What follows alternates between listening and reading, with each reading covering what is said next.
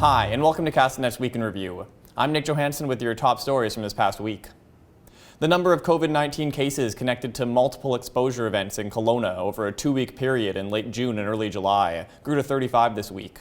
6 of the recently diagnosed people are staff at Kelowna General Hospital.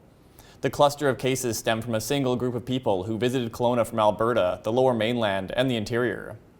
On Friday, Dr. Bonnie Henry and Health Minister Adrian Dix traveled to Kelowna to meet with Mayor Colin Bazaran and MLA Norm Letnick to speak about the growing number of cases. This is one of the more concerning issues to us because we recognize that there have been a number of events that have happened there, and we need people to start thinking about how we can socialize safely over the coming weeks.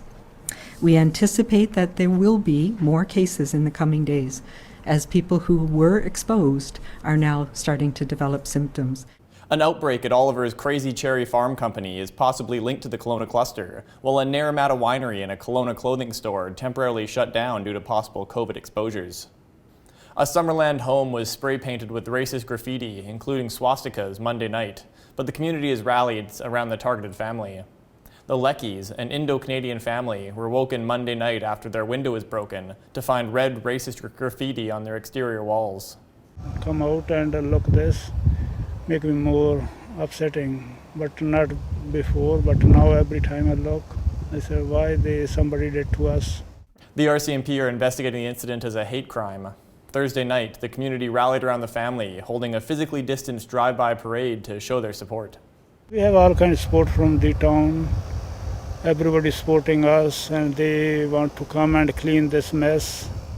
A second lawsuit was filed this week against Kelowna RCMP officer Constable Lacey Browning by a woman alleging the officer assaulted her back in 2016.